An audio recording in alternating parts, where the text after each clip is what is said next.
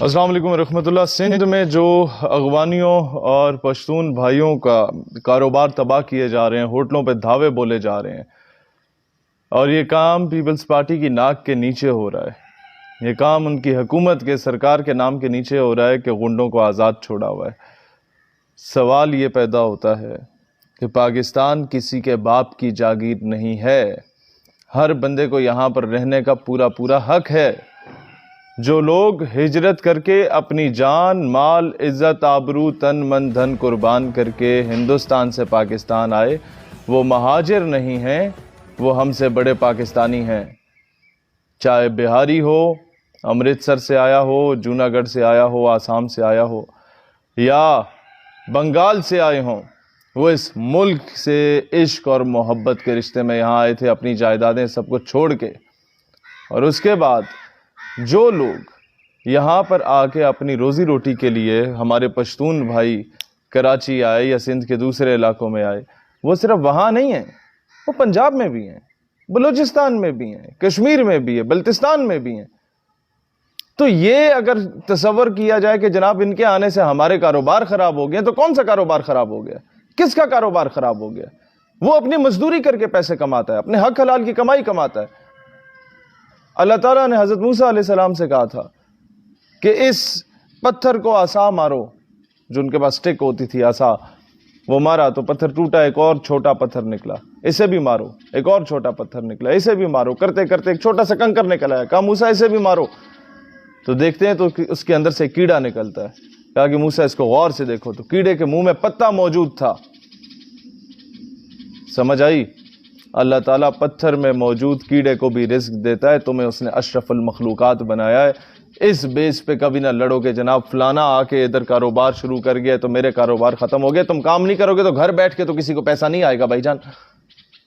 وہ اپنے بیوی بچوں کے لیے کما رہا ہے، وہ اگر اغوانی یہاں در بدر پھر رہا ہے تو وہ کسی وجہ سے پھر رہا ہے کہ ہم نے وہاں پر جا کے انگریزوں اور روسیوں کے خلاف جنگ لڑی تھی، ان کی قربانی ہے۔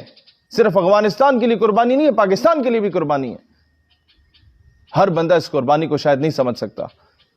اگر اس وقت وہ افغانی سٹینڈ نہ لیتا تو یہ جتنے وڈیرے آج حکم کر رہے ہیں کہ ان کے کاروبار ختم کرو، ان وڈیرے جو ہے نا، یہ وڈیرے نہ ہوتے، یہ کسی ہندوستان میں بنیے کی گاڑی کے ٹائر صاف کر رہے ہوتے۔ کون سمجھائے گا انہیں اسٹریٹ فارورڈ ہو کے؟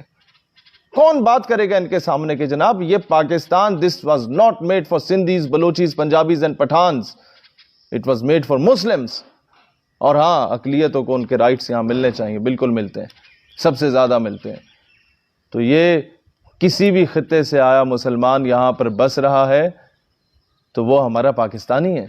دنیا میں کسی نکڑ میں مسلمان پہ ظلم ہوتا ہے، ہم سمجھتے ہیں ہم پاکستانیوں پہ ظلم ہوا ہے۔ یہ ایک نظریاتی ریاست ہے، اس کو قومیت یا قوم پرستی کی بنیاد پہ، لسانیت کی بنیاد پہ تقسیم نہ کبھی ہونے دیا ہے، نہ کبھی ہونے دیں گے انشاءاللہ تعالی۔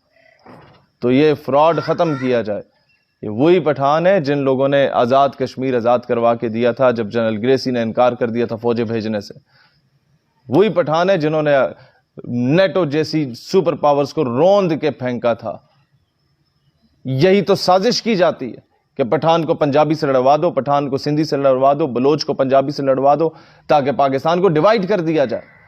ڈیوائیڈ اینڈ رول کی پالیسی پہ تو یہ گیم کھیلی جا رہی ہے کہ یہ دشمن تو جانتا ہے کہ ہمیں شکست نہیں دی جا سکتی، ہم تو جسموں سے بم باندھ کے چونڈا کے بارڈر پہ ان کے ٹینکوں پہ لیٹ جاتے ہیں۔ یہی کرے گا کسی کو سندھی، بلوچی، پنجابی، پٹھان، گلگتی یا کشمیری بنا کے تو تقسیم کرتے رہو، پھر انہیں مارتے جاؤ۔ کب تم لوگوں کو ہوش آئے گی؟ سندھ میں تو سرکاری اسکولوں میں بھی نوابوں، وڈیروں، جاگیرداروں کے داند ڈنگر جانور باندھے ہوئے ہوتے ہیں۔ ان جاگیرداروں کے خلاف اعلان بغاوت کرو، ان کے کاروبار جا کے چھیڑو کہ جناب ہمارا سارا حق تو تم لوگ کھا گئے ہو، ملک کا سارا پیسہ باہر پھینکا ہوا ہے تم لوگوں نے۔ ہماری عورتیں آج بھی تھرپارکر میں جو ہیں وہ جا رہی ہوتی ہیں بیچاری، سر پہ مٹکے اٹھا کے، ان کو پینے کا صاف پانی نہیں ملتا۔ اس پہ کب بولو گے؟ نہیں بولتے، بولنے نہیں دیا جاتا۔ گھر سے ماؤں بہنوں بیٹیوں کو اٹھوا لیا جاتا ہے وڈیروں کی جانب سے۔ ان سے پوچھو تم لوگوں نے آج تک ہمیں دیا کیا ہے؟ ہمارے بچوں کو پڑھنے نہیں دیا کہ ہمارے قدموں میں بیٹھتے ہیں، کل کو سامنے بیٹھنے شروع ہو جائیں گے اگر پڑھ لکھ گئے تو میرے سندھ کی عوام، دلیر عوام، یہ محمد بن قاسم کے وارث ہیں۔ سوچو اس پہ کیا وجہ ہے کہ ایسے لوگوں کو لا کے تم پہ مسلط کیا گیا۔ سندھ میں پچھلے 70 سالوں سے جن کے باپ دادا انگریزوں کے کتے نہلایا کرتے تھے؟ کیا وجہ ہے کہ مسٹر چین 10% ابھی تک آپ پہ قابض ہے؟ کیا وجہ ہے کہ سندھ کا سارا پیسہ لوٹ کے کہیں اور کسی اور کے بینک اکاؤنٹس میں پڑا ہوا ہے؟